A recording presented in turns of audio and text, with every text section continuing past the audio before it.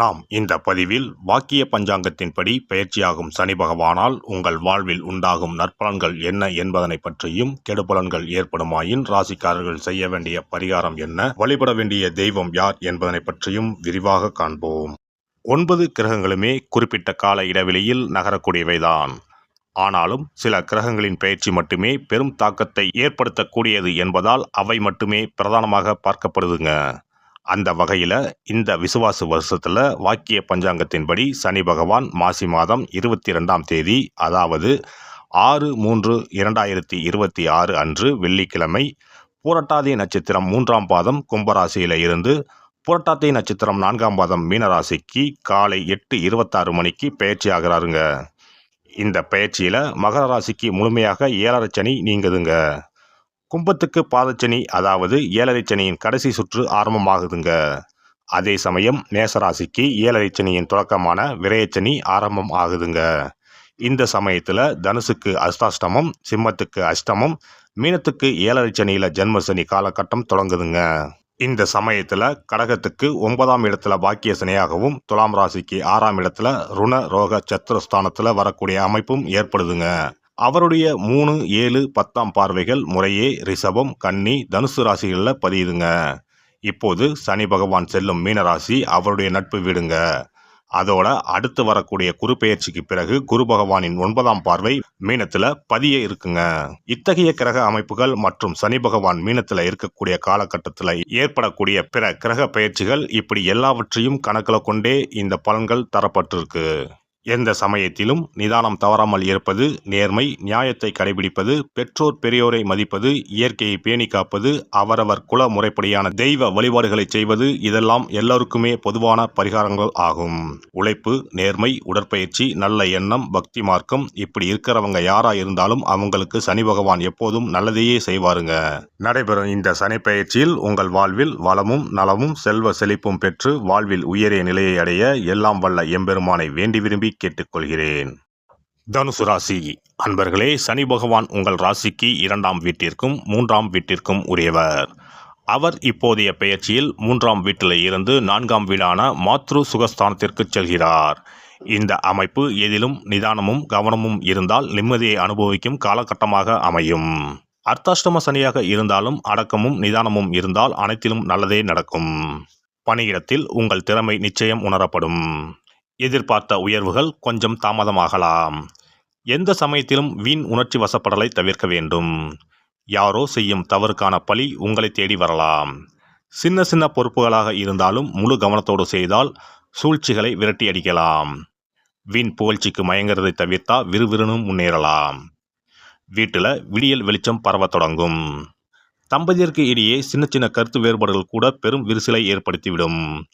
உங்கள் செயல்களில் அமைதியும் விட்டு கொடுக்கும் குணமும் இருந்தால் இல்வாழ்க்கை சுமூகமாக இருக்கும். பெற்றோருடன் மனம் விட்டு பேசுங்கள். தாயார் உடனத்தில் கவனம் செலுத்துங்கள். மணமாலையும் மலலையும் சுமக்க மகான்கள் வழிபாடு அருள் செய்யும். செய்யும் தொழிலில் முறையான முயற்சியும் முழுமையான கவனமும் இருந்தால் செழிப்பும் வளர்ச்சியும் படிப்படியாக ஏற்படும். தெரியாத தொழிலில் முன் அனுபவம் இல்லாமல் முதலீடுகளை பெரும் அளவில் முடக்க வேண்டாம். அரசுக்கு உரிய வரி முதலானவற்றை தவறாமல் செலுத்துறது அவசியம். அரசு துறை சார்ந்தவங்க நிதானமாக செயல்பட்டால் நிம்மதியாக இருக்கலாம். திட்டங்கள் எதையும் உரிய அனுமதி பெற்றும் முழுமையாக திட்டமிட்டும் செயல்படுத்துவது அவசியம். பெண்கள் பொறுமையாக இருந்தால் அதிர்ஷ்டமும் யோகமும் அரவணைக்கக்கூடிய காலகட்டம் இதுவாகும். எந்த சந்தர்ப்பத்திலும் வாக்குல கடுமை இல்லாமல் பார்த்துக்கிட்டா காலம் கனிஞ்சு வரும். வயதில் மூத்தவங்க தங்களோட உடல்நலத்தில் அக்கறை செலுத்த வேண்டியது அவசியம். மாணவர்கள் மறதியை விரட்டினா மதிப்பும் மதிப்பெண்ணும் உயரப்பெறலாம். கலை படைப்பு துறையினர் நட்பில் தீய சகவாசம் தெரிந்தால் உடனே உதாரணம். முயற்சிகள் முழுமையாக இருந்தால் திருவினையாகும். பயணங்களில் திட்டமிடல் முக்கியம். தொலைதூர பயணத்தை தொடங்கும் முன் பிள்ளையாரை கும்பிடுறது நல்லது. உடல்நலத்தில் கொழுப்புச்சத்து அதிகரிப்பு, ஒற்றை தலைவலி, இரத்த நாள அடைப்புகள், இதன் மூலம் தொல்லைகள் வரலாம். இந்த காலகட்டத்தில் ஒரு முறை திருச்செந்தூர் சென்று செந்திலாண்டவரை வணங்குங்கள். வியாழக்கிழமைகளில் இஷ்டப்பட்ட மகானை கும்பிடுங்கள். வாழ்க்கை மணக்கும். சிறப்பு தொகுப்பு: சனி பெயர்ச்சியால் ஏற்படும் பாதிப்புகளை சரி செய்யும் சக்தி மிக்க 10 பரிகாரங்கள். சனி பகவானுக்கு உரிய சனிக்கிழமைகளில் விரதம் இருந்து அவரை வழிபடுவது மகத்தான பரிகாரமாகும். இந்த விரதத்தில் மதியம் ஒருவேளை மட்டும் உணவு உட்கொள்ள வேண்டும். இயலாதவர்கள் பழம் மற்றும் எளிய உணவுகளை ஏற்கலாம்.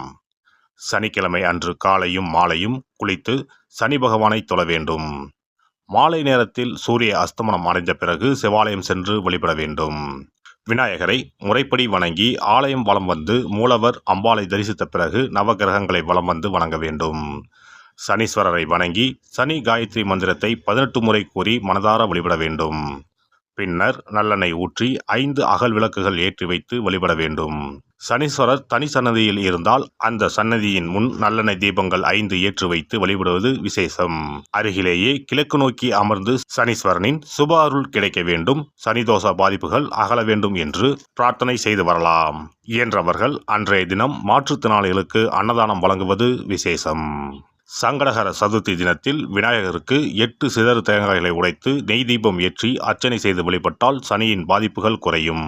அதேபோல் வெள்ளிக்கிழமை தோறும் அதிகாலை நீராடி அருகம்புல் மாலை சாற்றி அரசமர பிள்ளையாரை சுற்றி வந்து முறையாக வழிபட்டால் சீரும் சிறப்பும் நாடி வரும். தோஷங்களை எல்லாம் போக்கும் சக்தி பிரதோஷ வழிபாட்டுக்கு நன்மை உண்டு. அதிலும் சனிக்கிழமைகளுடன் இணைந்து வரும் சனி மகா பிரதோஷ நாளில் நந்தியையும் ஈஸ்வரரையும் வணங்கி வருவது சிறப்பான பரிகாரமாகும். அப்போது சுவாமி நந்தி அபிஷேகத்துக்கு பால் வாங்கி கொடுக்கலாம். அது மட்டுமின்றி திருக்கோவில் விளக்கேற்ற எண்ணெய் வாங்கி கொடுப்பதும் சிவாலயங்களில் வில்வத்தலத்தால் அர்ச்சனை செய்து வழிபடுவதும் மிக உன்னதமான பரிகாரங்கள் ஆகும். பொதுவாகவே சனி பகவானின் தானியம் எள். அந்த எள் எண்ணெயில் அவருக்கு விளக்கு ஏற்றி வழிபடுவதால் நன்மைகள் பெருகும். சனிக்கிழமை விரதம் இருந்து எள் எண்ணெய் தேய்த்து ஸ்நானம் செய்து சனி பகவானுக்கு உகந்த எள் எண்ணெய் விளக்கிட்டு எள் சாதம் படைத்து சனிக்கவசம் ஓதி வழிபடுவது சிறந்த பரிகாரமாகும். வெள்ளிக்கிழமை இரவு எள் தானியத்தை கரும்பட்டு துணி அல்லது கருமை நிற காகிதத்தில் வைத்து மடித்து தலையணைக்கு கீழ் வைத்து படுத்து உறங்கவும். மறுநாள் காலையில் எள் எண்ணெய் தேய்த்து குளித்து முதல் நாள் மடித்து வைத்த எள்ளை வடித்த சாதத்தோடு கலந்து நைவேத்தியம் செய்து காக்கைக்கு வழங்க நன்மைகள் ஏற்படும். சனி தோஷங்களை போக்கி நன்மைகளை உண்டாக்கும் கண்கண்ட தெய்வம் ஆஞ்சநேயர். ஆகவே இயன்ற போதெல்லாம் அனுமனுக்கு வரைமாலை சாத்தி துளசி மாலை அணிவித்து வெண்ணெய் அர்ப்பணித்து வழிபட்டு வந்தால் சனிதோஷ பாதிப்புகள் நீங்கும். வீட்டில் நலப்புராணம் படிப்பதாலும் நேரம் கிடைக்கும் போதெல்லாம் ராமநாமத்தை உச்சரிப்பதாலும் பாதிப்புகள் நீங்கி பயனடையலாம். ராமநாம ஜபம், சுந்தரகாண்ட பாராயணம் என குழுவாக இணைந்து கூட்டு பிரார்த்தனை செய்வது மிக அற்புதமான பலன்களை பெற்றுத்தரும். சனிக்கிழமைகளில் சனி பகவானின் அதிபதியான மகாவிஷ்ணுவை வணங்கி விஷ்ணு சகசரநாமம் அல்லது அனுமன் சாலிசா பாராயணம் செய்தால் எண்ணற்ற நன்மைகளை பெறலாம். நல்லெண்ணெய், உளுந்து, இரும்பு சட்டி ஆகியவற்றை ஏழை எளியோருக்கு தானம் செய்யலாம். அதேபோல் சனி ஆதிக்கம் செலுத்தும் பூசம், அனுசம், உத்திரட்டாதி ஆகிய நட்சத்திர நாட்களில் அன்னதானம் செய்வது சிறப்பு. நடக்க முடியாத மாற்றுத்திறனாளிகளுக்கு நம்மால் முடிந்த உதவிகளை செய்தால் சனி பகவான் அருளால் மகிழ்ச்சியான வாழ்க்கை அமையும். எல்லாம் வல்ல இறையருளால் நீங்களும் உங்கள் அன்பு குடும்பமும் உடல் நலம், நீலாயுள், நிறை செல்வம், உயர் புகழ், மெய்ஞானம் ஓங்கி வாழ்க வளமுடன். இந்த வீடியோ பதிவு உங்களுக்கு பிடித்திருந்தால் லைக் பண்ணுங்க, கமெண்ட் பண்ணுங்க, ஷேர் பண்ணுங்க, மறக்காம சப்ஸ்கிரைப் பண்ணுங்க, பக்கத்துல இருக்கிற பெல் பட்டனை கிளிக் பண்ணுங்க. நன்றி, வணக்கம். ஓம் நமச்சிவாய. சிவாய நம.